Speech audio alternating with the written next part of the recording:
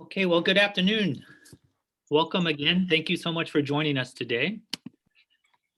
My name is Michael Lovett Collier. I serve as the Assistant Vice President for Mission and Ministry here at USD. And it's my pleasure to welcome us and get us oriented and then introduce one of our main speakers today. Before I do that, though, I want to just acknowledge my colleagues who have been a big part of making today's event and this series possible. Particularly, I want to thank Glenda Jaff from USD Hillel, who's with us. Also, I want to acknowledge Dr. Tom Reifer from our Sociology Department and Dr. Kate DeConnick from our Department of Theology and Religious Studies. This is an event in a larger series called the Jewish Culture and Anti-Semitism series. And the purpose of this series is to highlight and draw attention to the incredible beauty and richness and contributions of Jewish culture, to educate our campus community about the historical reality of anti-Semitism in general and the Holocaust in particular, and to help us all think together about how we can address anti-Semitism and other forms of hate today. There's a whole series of events that began back in January and will go through April. And I'll put in the chat the link to the website where you can see all the different events and sign up for the various Zoom links for each one. I'll do that in just a minute, but for now, I also just want to take a moment to encourage you to keep yourself muted during today's presentation so that we can hear our guest speakers very clearly. Also encourage you to set your Zoom settings to speaker mode so you won't be distracted by everybody, but can focus in on the contributions of our speakers. And then also want to let you know that at the end of the session, we'll have 10 or 15 minutes for questions and answers. And the chat box will be the way that we'll manage that. Okay. So with all that said, I'd like now to introduce our first speaker, who is Dr. Jamall Calloway. It's my great pleasure to introduce him. He's an assistant professor here at the university in the Department of Theology and Religious Studies, and also an affiliate faculty member in our Ethnic Studies department. Dr. Calloway received a bachelor's degree in humanities from Tougaloo College in Jackson, Mississippi, his Master of Divinity degree from the Divinity School at Yale University. And he received a Master's in Sacred Theology and a PhD in Systematics from Union Theological Seminary in the city of New York, where he studied under the late Dr. James Cone. Dr. Calloway teaches courses that center systematic theology, liberation theology, and philosophy of religion and literature. His many accomplishments and contributions include serving in 2019 and 2020 as a core fellow for diversity, inclusion, and social justice, helping develop this area of USD's core curriculum. Last October of 2020, he published an article titled "To Struggle Up a Never-Ending Stair, The Odyssey and the Failure It Gives to Black Liberation Theology" in the Journal of Black Theology. When Dr. Calloway is not on campus or participating on Zoom, he's working on a book titled "Staring at the Dark, a Black Systematic Theology, a Deliverance." With all that said, it's really a great honor to have you with us today, Dr. Calloway. Please share with us your presentation. Thank you very much, Michael. Thank you. I still haven't learned the art of listening to an introduction of myself. It still tickles. It feels really weird. But so I greatly appreciate the invitation. It feels great to be here to discuss a topic that's near and dear to my heart, both anti-Black racism and anti-Semitism. It's definitely a part of my research. It's a part of my field. It's a part of my personal life as a human being and as a scholar. In terms of liberation theology, of course, I study and write on Black liberation theology, but a part of my research also deals with German theologians and philosophers in the early 20th century who had to basically renegotiate the field of systematic theology in the 30s. Starting with the 30s, they're called crisis theologians who wrote through both World War I and II, and they had to deal with what does it mean to be a Christian or a theologian when their theologies were paramount to the rise of Hitler, especially when he becomes chancellor in 1933. So I greatly appreciate the invitation. Thank you, Michael. Thank you for sharing space. Let me share my particular slide with you all.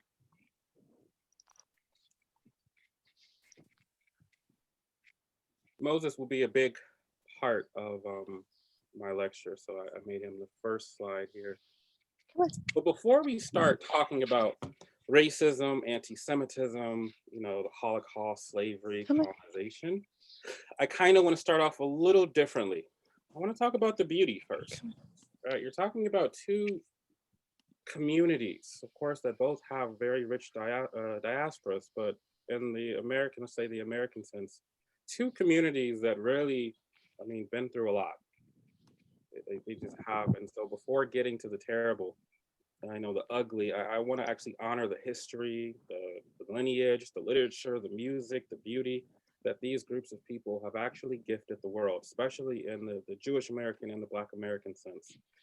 Both groups have suffered immensely under the foot of white Christian supremacy. In spite of such vicious violence, they each have a rich history filled with triumph, art, transcendental and moral achievements, and historical tales and legends that will exist for as long as humanity does. Not only have they given us beauty in terms of history, they both still do when we think of their current microcultures across both of their diasporas. Of course, you saw Muddy Waters and you see Bob Dylan, Barbara Streisand, Morrison. I believe Jordan, who you'll hear after me, also has an essay about the beauty of the culinary culture. I think both Black cultures and Jewish cultures, I think of the Shabbat, but also Black American soul food. Like we have weekly routines that center sitting around food, memory, reflection, history, that prioritize a sort of intimate space that we cultivate and have cultivated amidst all of the tragic and the terrible around us. So I want to start this off by saying, yes, it has been terrible outside, but inside there's been a lot of beauty, a lot of warmth, a lot of intimacy, a lot of richness that I don't want to get lost in what has happened to peoples as objects. And I also want to honor the space in which people have created in spite of their subjugation. So I do want to honor what has been created and what has been invented. These are two communities, two cultures that have created some wonderful things in spite of what has happened to them historically, be it Middle Ages, classic antiquity, all the way to the modern age. But first, we have to think of race and religion in a sort of bubble in which they overlap. And one of the reasons that that's important is because racism, especially in the modern iteration, is a particular type of modern invention. Is a particular type of theological invention, is what I mean to say. Racism is a theological problem. I tell my students in almost every class period that race as a construct, as a sort of hierarchical ladder of different identities where people are allocated power, but then people also reduced to objects and things, is a primarily theological tool. Secondarily, I might say pseudosciences, right? So pseudosciences come behind it to justify the theology. So race is a problem. Race in terms of justifying slavery, colonization, the effects of different forms of violence are theological in nature. We add sociology, we add psychology, we add the other sciences and the other social sciences to sort of justify the theological claim. And I hope I make that more explicit when we continue on. But when it comes to the terror and the terrible, we cannot discuss either anti-Semitism or anti-Black racism without putting directly on the table the history of violence that ensued through the creation of what we'll call white Christianity. We get, especially in the modern world, both anti-Blackness and anti-Semitism through the rise of Christianity, not only conforming to colonial powers in the classical age and beyond, but also through one of its developments as a specific ethno-religion with a specifically ethnic deity. What I mean by that is the creation of the white Jesus is a simultaneous creation of people who deserve to be slaves or people who deserve to be blamed for his crucifixion or any sort of logic that justifies colonization and enslavement. The creation of white Jesus is the simultaneous creation of all these other evils that we have to defend with. In other words, one of the precise moments of theological thought that helped inaugurate what we know of as white supremacy is technically the numerous and slowly emerging de-Jewishization Mm. of Jesus. Jesus stops becoming Jewish and becomes a sort of white European. And that is what I mean by sort of theological invention. So in Christian history, through both Pauline theology and what we call the Johannine scriptures or the Gospel of John and the epistles of John, along with the historical Hellenization of Jewish culture, Jesus's Jewishness is diminished in order to create a sort of raceless, cosmic, divine Christ, as opposed to, or in contrast to, a sort of historically Jewish figure. So the invention of white Jesus, it is the beginning of what will become white supremacy. Or white supremacy invents white Jesus, and the cycle sort of continues. Let's talk about Paul for a second. In Christian theology, it is first the Apostle Paul, who was historically known as the Apostle to the Gentiles. His story that is recorded in Christian scriptures through the book of Acts includes one of the most historical conversion narratives that we have in religious history. First, we know that his name is Saul, right? That is considered a sort of Jewish name. And he's committed to punishing any Jew who profanes God's name. As Saul, he is this sort of figure who goes around and stones anyone that he believes is sacrilegious. And he's almost like the zealot because he's also a sort of Roman citizen. And he sees it's his duty to defend Judaism against interlopers and sacrilegious godflies until one day he says he's writing and he hears the voice of Jesus asking, Saul, Saul, why are you persecuting me? And he falls off of his donkey. And then we have the rest of the story in the book of Acts of him making a complete 180. And so he makes it his duty to make this sort of, it's not quite Christianity yet, but this new developing Jewish sect. He makes it his sort of raison d'etre to sort of make it a religion that is legible to Gentiles or non-Jews. He becomes the apostle to the Gentiles, as opposed to historically what we think of as Peter and Matthew, who are disciples and apostles that maintain a sort of Jewish element. Paul becomes the primary architect of what we call Christianity. And it might be slightly controversial to say this, I think Jesus is second, right? When it comes to the architecture and the development of Christianity, it is Paul's architecture and invention, primarily using the figure and the symbol of Jesus. Paul's letters are first, they precede any gospel that we have. So he's mostly responsible with Christianity as we know it in this orthodox and traditional sense. Following this, you have the Johannine gospel, the Gospel of John, which not just for today, I would say is probably in many ways the most important gospel or the most influential gospel. So not too long after Paul, we have the Johannine material in the New Testament or the Christian scriptures. And these materials contain small epistles and extremely important gospel. This gospel is the most Hellenized gospel in the Bible, and it connects Jesus to Greek discussions about the Logos. It is what we call high Christology, in which Jesus is not necessarily understood as a human being, as much as he is understood as a being with human and divine natures and powers. His eternal knowledge transcends everyone else, especially the Jewish leaders and the Jewish elite. In contrast, the Synoptic Gospels are still interested in portraying Jesus as a part of a larger, more pluralist Jewish community. But the community that we have the Gospel of John, the Johannine community, most likely stem from ex-Jews and Gentiles who have a historically tumultuous relationship with their Jewish relatives and neighbors.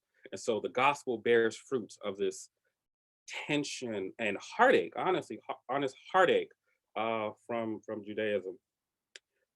The most important or even most memorized scripture in the Gospel of John is John 3:16. And it's stated in the context of shaming a religious figure named Nicodemus, a sort of Pharisee. And this Pharisee goes to Jesus. He leaves the darkness, walks up to Jesus and asks, how can I be born again? Do I enter the womb of my mother twice? And Jesus says, how can you be a Jewish teacher and you don't know spiritual things? And the Nicodemus fades back into the darkness from whence he came. And so the sort of Gnostic elements of the Gospel of John contain a sort of darkness, lightness to portray the Jews and their inability to recognize a sort of divine cosmic figure. This is significant because the modern term, anti-Semitism, this is why this is important, as a racial religio term that denotes hatred for Jewish descent, is an offspring of anti-Judaism and anti-Judaic sensibilities that stem from a history of violence, colonization, and slavery from the classical period. So that's a sort of early history of anti-Judaism that will lead to what we'll know of as anti-Semitism. You have Pope Alexander VI, who issues a sort of papal bull or a sort of decree. And in 1493, he issues a papal bull, Inter Caetera, in which he authorized both Spain and Portugal the divine right and the blessing to colonize the Americas and the native populations. This decree, or this papal bull, gave theological permission to Spain and Portugal to colonize, convert, and enslave whoever they deemed fit. Not to mention, it also justified in the modern world, the anti-Semitism and anti-Blackness are also interconnected with anti-Indigenous peoples, anti-Indigenous culture. And so all of these are sort of inextricably combined with sort of white supremacist Christian rational history. It would only be 62 years later when Pope Paul IV, 2 months after becoming Pope, issued a papal bull entitled Cum Nimis Absurdamur, July 14th, 1555, where he removed all the rights and protections that Rome had offered the Jewish people when Rome was trying to become more pluralist and progressive in terms of its Jewish population. And so 62 years later, after the Pope basically allows and says that God has given us permission to colonize the Americas and the Caribbean and so forth, not too long after that, the sort of progressive pluralist desire to have create a community with Jewish people also disintegrates. So the modern world basically reemerges with these particular types of evils that we discussed in the classical period. But outside of the connection of historical violence and subjugation between these two groups, it was actually in the New World, on the soil of the Americas, where the overlap and the connection between anti-Semitism and anti-Blackness sort of coalesce. A part of the European explorers in this sort of age of exploration, where you have Portuguese, Spanish, Italian, just Europeans traveling, colonizing the world. In the North American context, the Protestants who basically colonized the US imagine themselves as figures who resembled Hebrews and the book of Exodus. And they're also the sort of brand new Israelites who have found the land of Canaan, which is a famous sermon by Winthrop, Sir John Winthrop.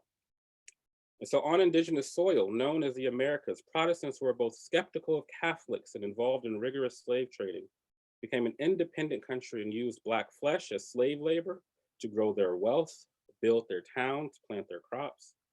They abused humans, animals, land, and anything bearing traces of life in the name of white Christian Americanism, all the while imagining themselves as God's chosen people who have embarked upon and been blessed with the metaphorical land of Canaan. So this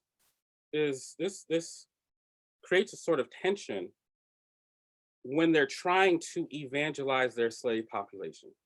They want to evangelize their slave population into a Pauline, Johannine version of Christianity. And so you have figures like Sojourner Truth, and most of these slaves were, of course, illiterate. They would listen to these pro-slave preachers and clergy, and they would basically ignore anything that sounded like it came from Paul, or anything that sounded like it came from an epistle. And when they were able to find someone who could read to them, and most likely it would be children or slaves who found some way to teach themselves or had a mistress who taught them how to read, they would ask to actually be read the book of Exodus. If it wasn't the book of Exodus, let's say it was the book of Amos. So the Hebrew Bible became the foundation of slaves' Christianization. There's an emphasis of Hebraic culture, prophets, and the Torah that undergirds the amount of people who converted to Christianity genuinely. And so there's a famous story of Howard Thurman, who's a famous Black theologian and mystic. He says that his grandmother would listen to the slave preachers preach, and then when they'd leave, there would be another slave preacher who would say, you are like the children of Israel. You're not meant to be slave. God will come to free you. And so that's one of the primary overlaps between Black culture and Jewish culture, is this emphasis of justice and abolitionist stories that come from the history of the book of the Hebrew text. And so I want to highlight some overlap in terms of their theology. And so when it comes to Black American slaves, I don't want to say that we're guessing, but because it's construed to what we understand as the invisible institution, meaning they didn't have a lot of writing, they didn't have a lot of relics that they left behind. So through 18th century, 19th century slave culture, what we do have is lyrics to music. And so the music that they sang stemmed from tales that were in the Hebrew Bible. If you watch a film called 12 Years a Slave, you'll see the protagonist singing "Roll Jordan Roll." Right? There are different hymns and music that carry a sort of theology from the Hebrew Bible. I talked about the preference for the Hebrew scriptures. Moses becomes a sort of grand figure, as well as some of the major and the minor prophets. And then there's a historical cultivation of just Hebraic theology. There's an understanding of justice and sacrifice that takes precedence over what is often imagined to be the eschatology of the New Testament, or Jesus's sort of self-sacrificial nature, or Paul's sort of understanding of Roman philosophy and theology combined. And another reason, or another sort of proof of the combination, is the understanding of messianic figures. And what I mean by that is Martin Luther King is seen as a messianic figure. Malcolm X is seen as these sort of one Moses-like figures. Right? And so Harriet Tubman becomes a sort of Black Moses. Martin Luther King Jr. is understood as a type of Black Moses. And Michael, how am I doing on time? You're doing well. We probably have about another 5 or 6 minutes. Sweet, okay, just don't want to take too much time, thank you. And so these sort of Moses figures are extremely important to the sort of the religious and cultural development of Black American people. I would say in the 20th century, one very popular and also in many ways controversial aspect of anti-Semitism and anti-Black racism is J.C. Owens. Some of his teachers couldn't understand his Southern vernacular, and so he said JC and they heard Jesse. And so we have a Jesse Owens who participates in the 1936 Olympics in Berlin, Germany. And this is extremely important for both Black culture as well as Jewish culture, but in a way, American culture, because this was the Olympics where Hitler's theory of Aryan supremacy was supposed to be on full display. And it's completely ruined by Jesse Owens winning the gold medal.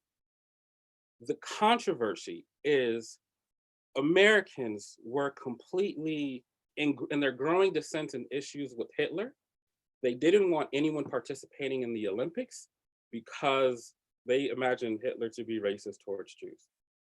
While the Black athletes were saying, well, there's no difference between Hitler and FDR. There's no difference between German culture and American culture. If we play sports here, then we play sports there. We constantly fighting white supremacy and Aryan supremacy every chance we get. So it's a controversial moment. It's often a little overly romanticized in spite of the controversy, but it's still a big deal. I don't want to say it's not a big deal by any means. Jesse Owens winning the gold medal in front of Hitler, while Hitler is shaming Americans for allowing Negroes to participate on behalf of their country, becomes a sort of controversial moment and highlights the sort of complexity between American white supremacy, German Aryan supremacist ideals, Jewish culture, Black culture, and so forth. when Jews were basically expelled from different, well, basically Germany and Austria. Another aspect of the combination or the partnership between the two is a lot of the intellectuals and professors who were expelled, majority of them actually moved to the south of the US and taught in Black colleges.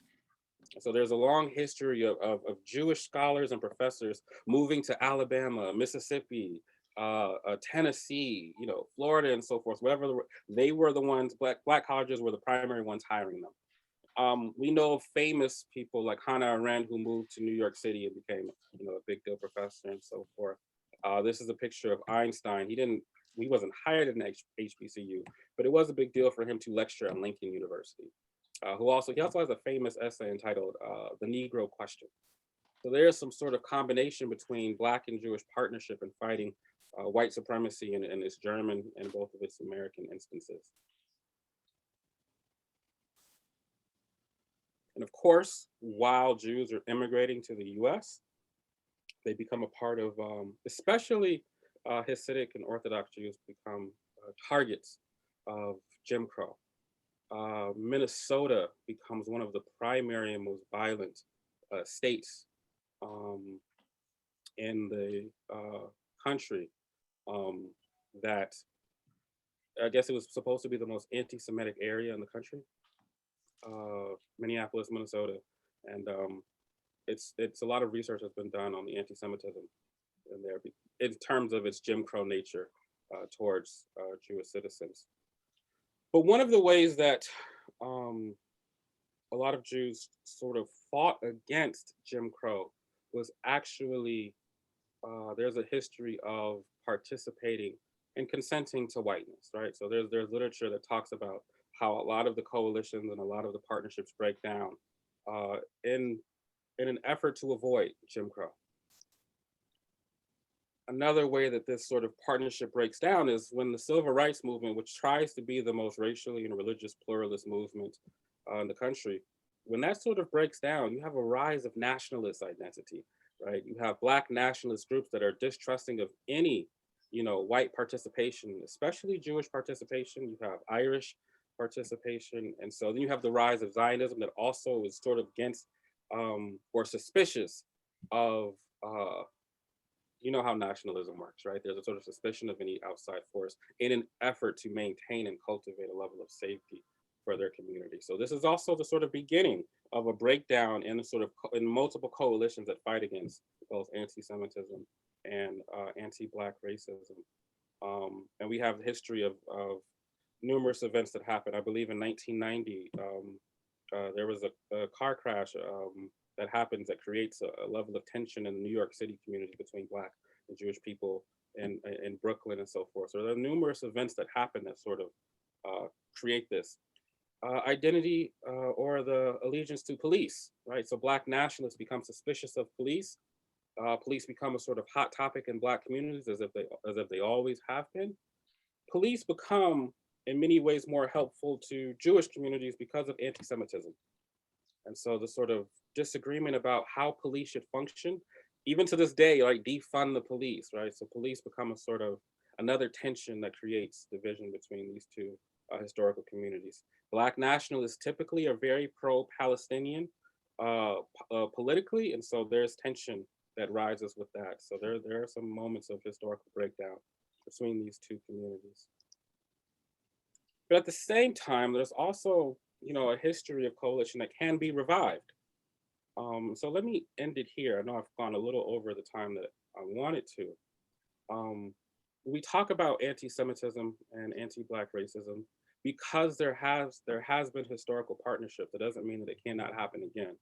And so the truth of the matter is, if we want to rid our social, material, and theological world of these social evils, perhaps we ought to stop thinking of them as objects that exist outside of our private spaces, outside of our internal logics, outside of our own hearts and minds, and imagine them as not just diseases and remnants and relics, but more like types of sugars, types of desserts we like but shouldn't have. Anti-Black racism, anti-Semitism, anti-Arab racism, Islamophobia, queerphobia, xenophobia. are not evils that exist independent of our behaviors. They are our behaviors. They are social ills that we negotiate with in order to occupy a position of safety with the state. We would do well to remember, according to one of my favorite theorists, Hannah Arendt, that evil isn't a cosmically talented monster or a fascinating satanic genius.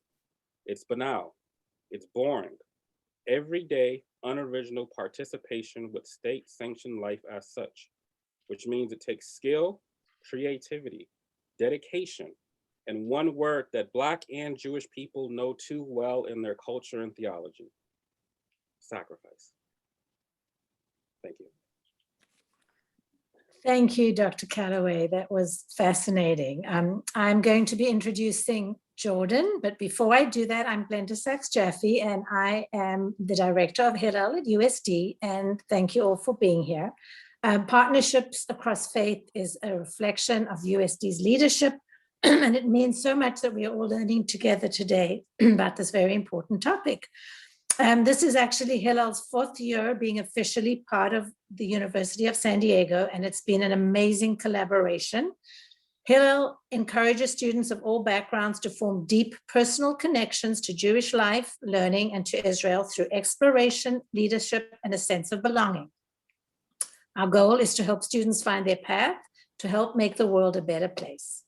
During the pandemic, we've pivoted and we've continued providing support and care for students however they need it most. And this has been achieved through meaningful religious holidays, weekly Shabbats, learning, social connections, and volunteering. Hillel is there for each student. Since Hillel at USD is actually part of the Hillel of San Diego, we've been able to connect students across all the San Diego campuses, and it's been so heartwarming to see friendships being made through Hillel. Our latest program is a huge social justice service learning opportunity that is open to students of all faiths, and our very own Ellie Bell is here today, and she's started doing a sterling job. You can ask her more about it later. And I'd love to see you all involved in Hillel, and I'll put my email in the chat. But now it's time to introduce our amazing Jordan Daniels. Jordan likes to use he, him, and his pronouns. He refers to himself as a queer Afro Jew writer, speaker, and photographer from the East Bay area living in San Diego. And his work appears in the Jewish Telegraph, JTA, The Color Block, Narratively, and many more publications. His writing focuses on queerness, liberation, fat activism, and belonging. Jordan also speaks on LGBTQ experiences and being an anti-racist accomplice. He obtained his degree in journalism and public relations from Long Beach State University. And day to day, Jordan is the communications associate at the Leech Tag Foundation up in Encinitas. And he strives to uplift the communities which they support through authentic storytelling. He also co-runs the San Diego Queer Moshe Pod, from part of the Moshe House, creating intersectional and virtual queer Jewish experiences to the San Diego community, and he serves on the board of the San Diego Black LGBTQA Coalition. You can follow him on social media.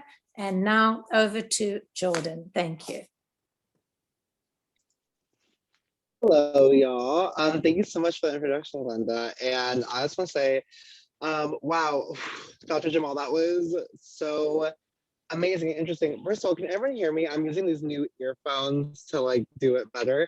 And I was so nervous because where I live, I face an alleyway and the trash comes through, and I was like, they just came through, and I was like, I hope that they don't talk to me. I have to speak as the trash is like destroying the dumpsters. So good there. Wow, that was just such an interesting and really amazing like walkthrough of history. Thank you so much for that, Dr. Calloway. I'm like still feeling it, particularly on the invention of white Jesus. That is so interesting to me, that I find just like so so the moment of like unlearning what you've been taught, and that's been I think about quite a bit, is unlearning things you've been taught. And I'll talk a little bit about that as I get into the learning the structures of how we view Jewishness and Blackness together. But that was just interesting. I also really love, not love, but interesting to hear about the idea of the European colonizers coming here under the framework, them also being, having their exodus in the promised land. That's interesting because I'm like, but they chose to leave and they chose to discover these new places. But yet it feels like a moment of an appropriation of history, an appropriation of text. So I'm just like, so, well, that's so interesting. There's so many things I'm thinking about within that. I would love to discuss a little bit just about my experiences as a Black and Jewish person. As I shared, I grew up in the East Bay area, which is an amazingly diverse space. I feel like I grew up in this place where like when people say they grew up in a bubble, I really understand that, because I grew up on a street where every house on my block was a different culture. I mean, in my street, I can name that there was a Laotian family, Vietnamese family, Thai family, Black family, Indigenous family, Indian family, South Asian family, Latino family, and then like my family. So there's really was like the melting pot. When I think of like the American dream being a melting pot, that is what I think I actually experienced as a kid. And there is this amazing viewpoint of realizing that we are all different by nature of who we are, but that doesn't make us different or like more or less deserving as people. And so I moved to San Diego. That was an interesting culture shock in realizing that it wasn't like that where I was living. I moved to Oceanside, right by the back gate of Camp Pendleton, and so it was a predominantly white and military neighborhood. And on like our block, like my mom and I were the whitest looking people on the street. And my father is Black, my mom is Jewish. Her parents are Holocaust survivors. So it's an interesting thing to think about, how to the point that Jamall made of participating in whiteness, that I find really interesting, because that is what my grandparents did. They assimilated into this culture. They changed their last names to have an American sounding last name. The last name is Hill, but like, I mean, much different than it would have been if it was Unterberger, which is their actual last name. And so like they assimilated into this white culture. And my mom was raised a lot with a prejudice, and she was raised going to Hebrew school, but she denounced her Jewishness when she was in her 20s because she was a victim of an anti-Semitic attack. And so when she got with my dad, her parents were like, why are you with a Black man? Because it's interesting to think of how they suffered persecution and they had to flee their country to survive, and yet they moved to this new place where there's much more diverse that they're seeing, yet they still have their own prejudices against folks of color, particularly of Black folks. And so it's interesting to think the idea of, not to take Trevor Noah's words at all, because much different being born in apartheid South Africa, but born in a crime. And I think of the idea of being born out of something that shouldn't be here, to be born between two identities that have conflicted with each other, but also have beautiful moments of connection with each other, and also to have parents that were part of the loving generation, and in the sense of being born at a time where those kids were technically born in crimes. And so I think about that quite a bit. My first experience in Temple was when I want to say about 10 years old. Mom had a friend that she worked with who was in Temple regularly. He invited us to come, and we went, and I remember us going there, and they asked her, is this your husband? To which she said, no, he is not my husband. My husband is not here. And they asked, like, well, where is he? And she was like, he's at work. He also doesn't go to Temple. And they're like, well, what is he then? And she said, he's Black. And they were like, oh, so your son is Black? And she was like, well, he's obviously Black and Jewish. And they said, how is that possible?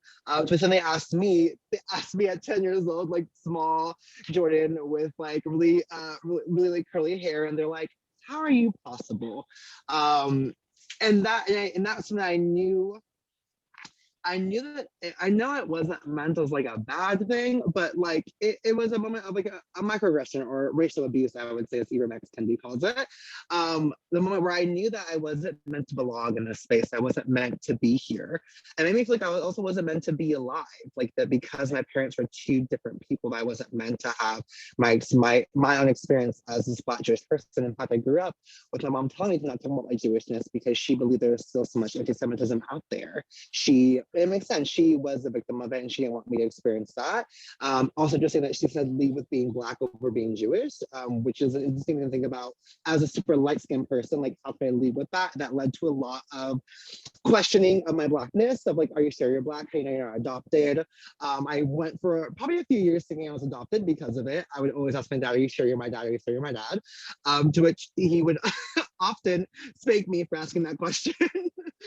That was his weird discipline. And so yeah, so it's an interesting experience to have that be my first moment of realizing that I couldn't exist in this space as in Blackness and Jewishness.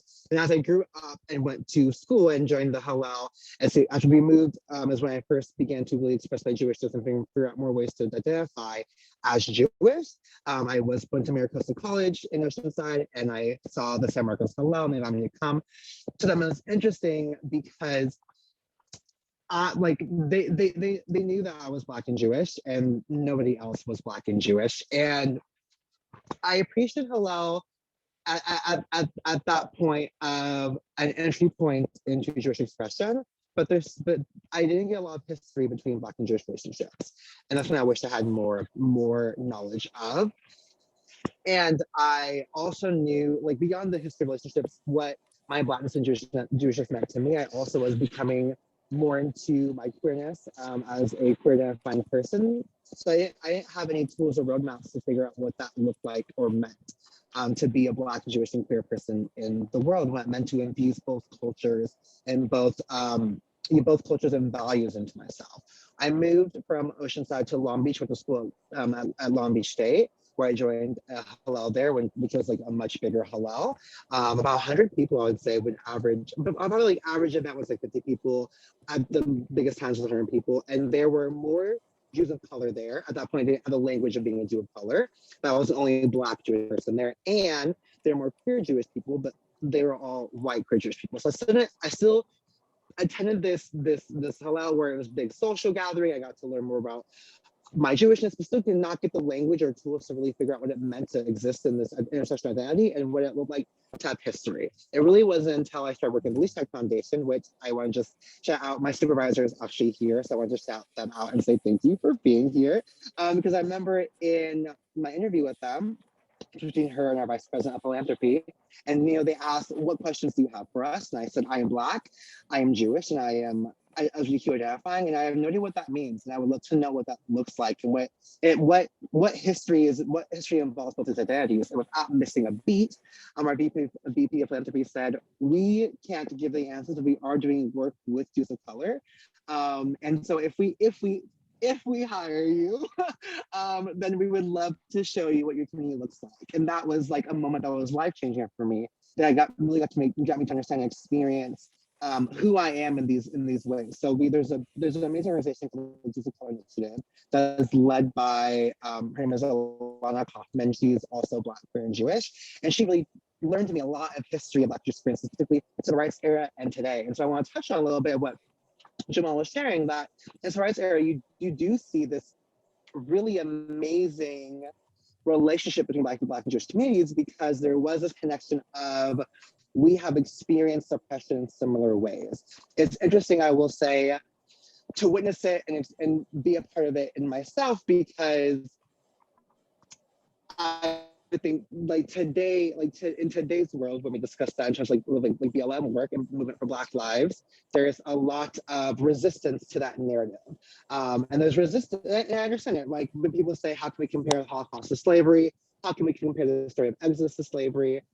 Which is very valid and true. And also I think what is there is that there is a continuous reminder of the oppression we experience. So it's not necessarily that the context is the stories, but the application is that we like both, I would say my experience of my Blackness and my Jewishness, we both have stories and experiences that remind us of the oppression that we experience, so we can then take those tools to create liberation for us all. I think for myself, in terms of Blackness, I remember growing up and seeing all of my aunties, like, them all talking about their experiences as sharecroppers, because my dad's family, they were sharecroppers. They didn't land that they worked on. My dad was one of 14 kids.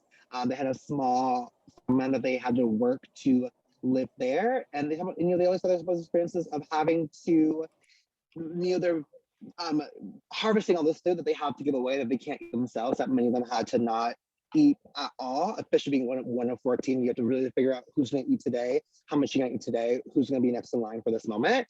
And then also then you have the idea of Passover, which is a story of liberation itself. So you have this really deep, intense retelling of the Exodus story where you dip your herbs in salt to understand the tears of the bitterness of tears, and you also break matzah, the bread of affliction, to talk about how you were pained as being enslaved, and then you talk about your movement from the desert. So we see these connection points, and so that narrative was spoken about a lot, and we saw a lot of rabbis with Black spiritual leaders. And I also want to name, I'd never heard of theological liberation before, and that's when that I'm like finding really fascinating, interesting. That I'm like, wow, Dr. Calloway, we're going to connect for sure beyond this, because I think I have so much to learn from you in that aspect, because spiritual leadership is something that I haven't really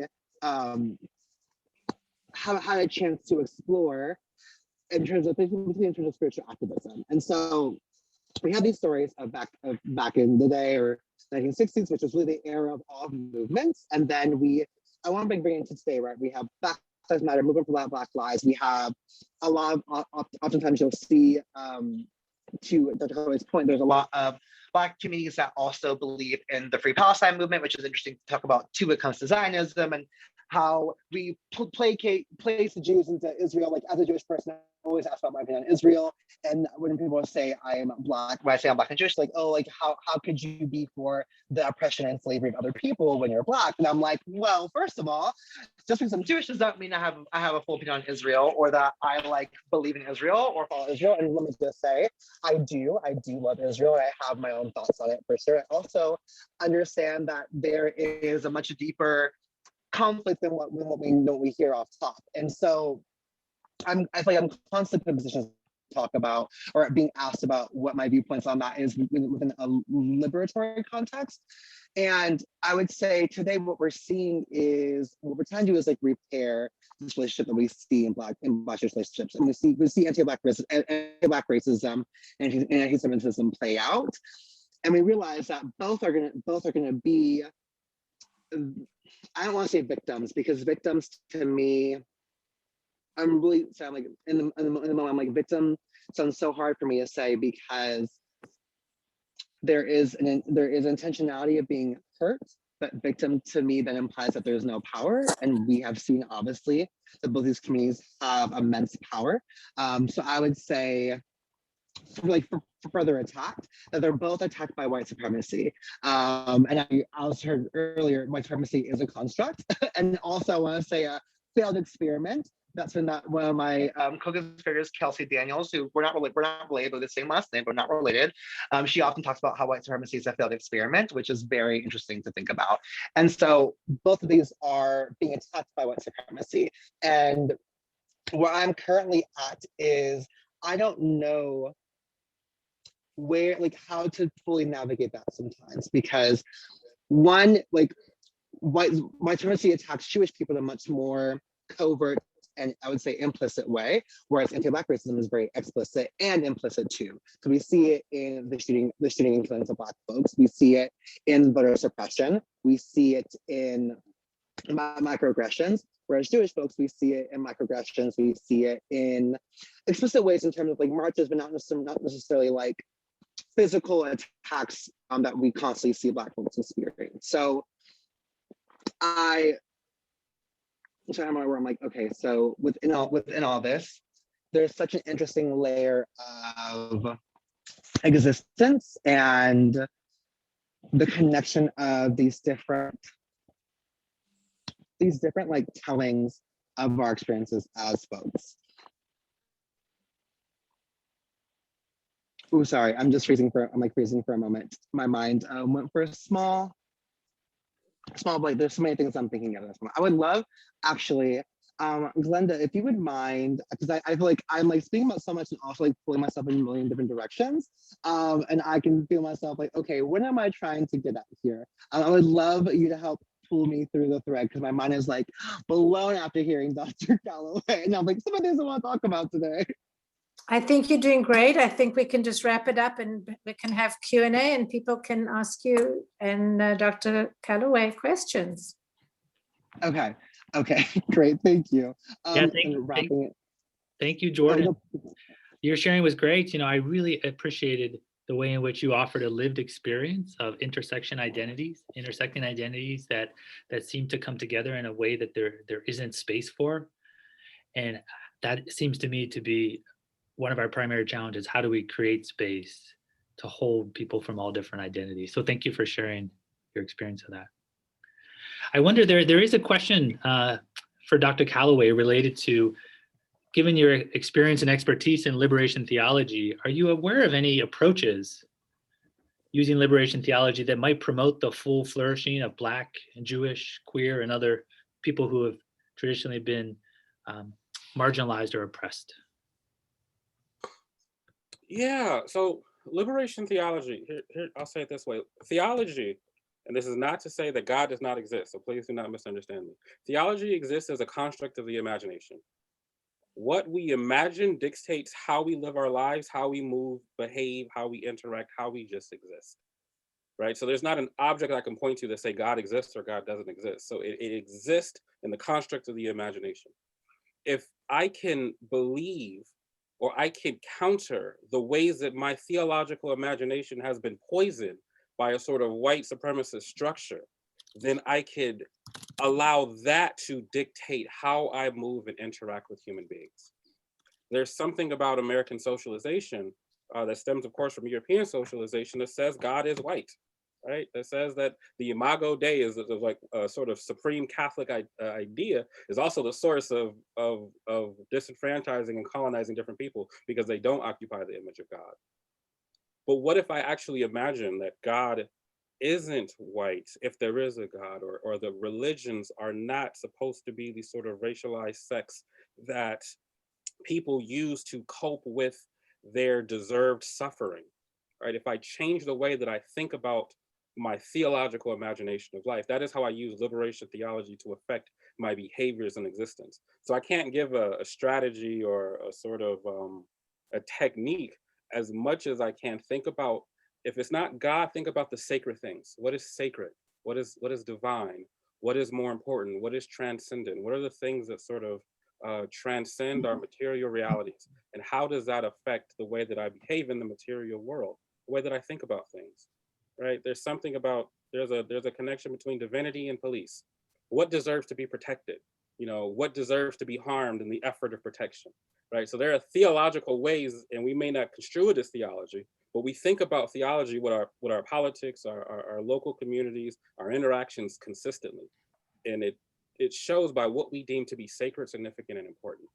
So I don't want to not answer the question as much as it's a much larger question than techniques and strategies, and has more to do with how you envision the world around you. Thank you. Can I add something to that really quickly? Okay, sure. Okay, thank you.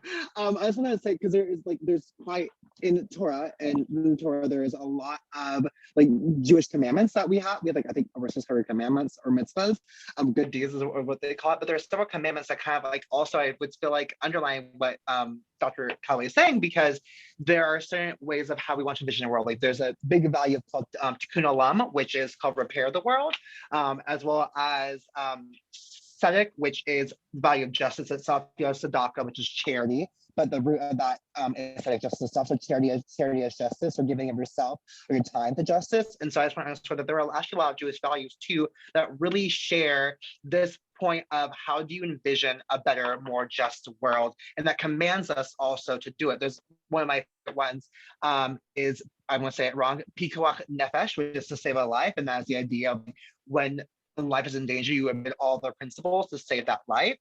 That is one way how you envision the world too. There's B'Tselem Elohim, which is creating the image of the divine, so the divine image of all people. So many things in Jewish wisdom that really, I just want to say, I feel affirms what Dr. Calloway is saying about envisioning this new just world. Thank you, Jordan. I see Dr. Gross has his hand raised. Please, Dr. Gross, if you have a question or a comment. Yeah, well, thank you to a number of people for these events going on. I have to say, there's something really delightful about being the Jewish Studies person at the university, and just watching these things happen without me doing them. That's really quite significant, right? That means like, I can kind of do my thing, and the community here still really wants to talk about this obviously important part of Jewish studies, scholarship. So it really is a special pleasure for me to be here. And thank you, Dr. Calloway, and thank you, Jordan. Good to meet you, Jordan, and wonderful to hear from you again. As always, Dr. Calloway. I'm wondering if either of both of you could speak to what I think is a really hard question, which is, which came up very poignantly in Dr. Calloway's talk when he was talking about, I think it was 1933, but the Olympics, when Black Americans are looking at the US government and looking at the rise of Hitler and feeling like, well, these are both pretty problematic racist regimes. And obviously one can imagine Jewish folks looking at it quite differently at that moment, and that kind of lack of ability from the point of view of where many white Jewish Americans have stood to see America in the way Black Americans have been able to see America in its darker side more clearly. And what that means is there's a way Jewish Americans have of telling the story of America and our kind of Jewish American experience, which can be very insensitive at the least to these kind of realities of where America was perhaps good to Jews. It's a strange thing to tell that story if the way America was good to the Jews was by making them white people and therefore treating them well. So it's a very hard thing to talk about in the Jewish context. There seems to be some story of success being in America, but at another level, it's not a story of success at all. So what kind of advice might you offer to Jewish folks as they're thinking about, this reality of being aware, okay, so America afforded us a lot of freedom from anti-Semitism compared to other places. How do I acknowledge that while also realizing this is a pretty thoroughly racist country, top to bottom, and I can't tell the story in such a way to hide that. So how does one talk about these things? And I realize it's super hard, so I'm not looking for a solution so much as your kind of reflections on this challenge. I have one reflection. Well, I have a few reflections, if I may. One thing I think about a lot is actually history of America allowing Jewish people into America, right?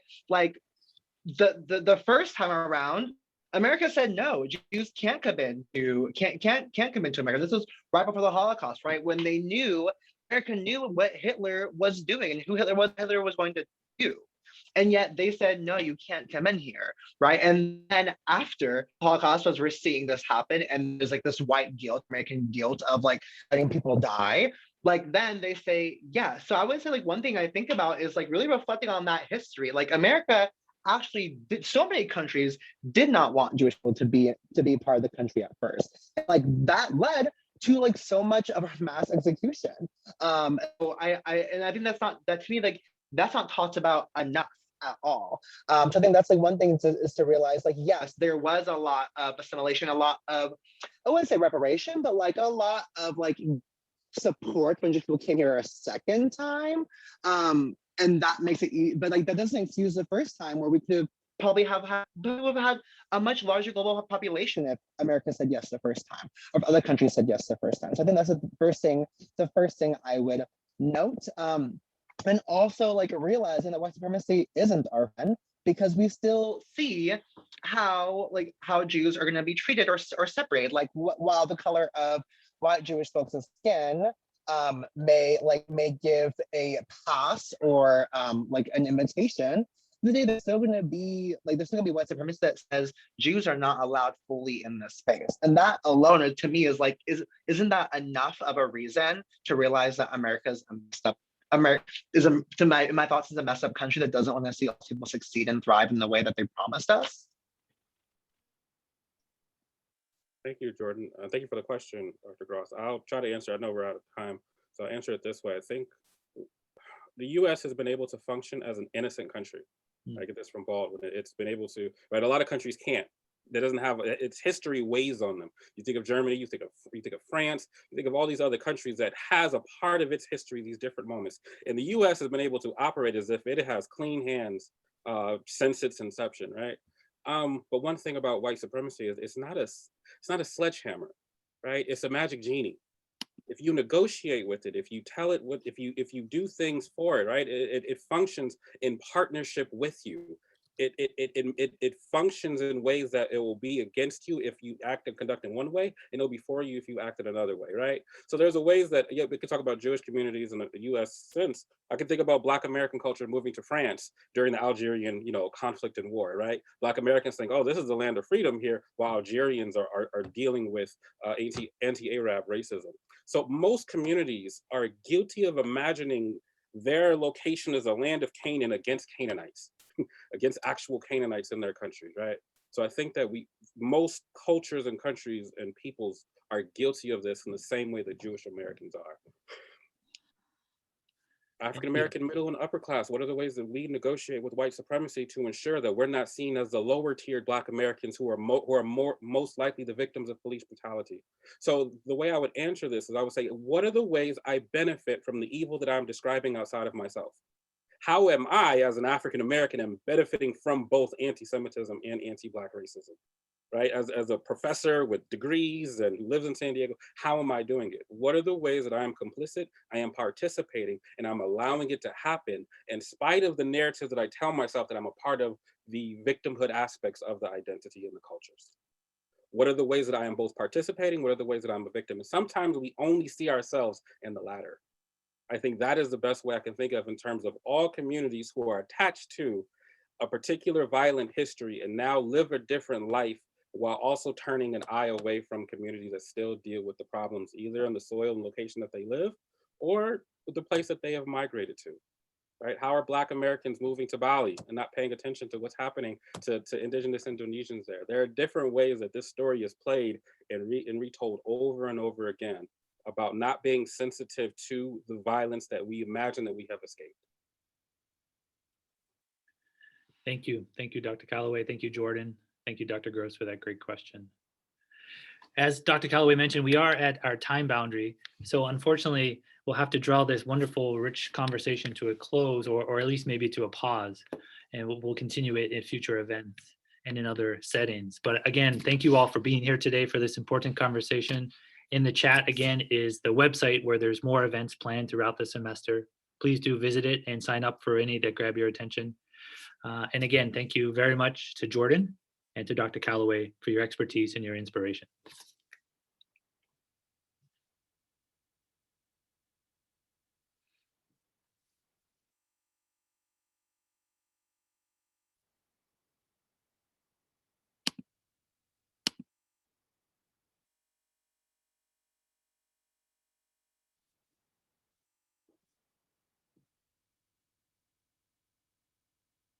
Did you want us to say afterwards or no? Okay. Thank you Just so wanted to much. say thank you. You were great. Thanks. Thank you. Thank you And both Michael, so much. Michael, you'll send me the stuff. Yeah. Thanks, Jordan. Thanks, Michael. Yeah. Thank you, Glenda.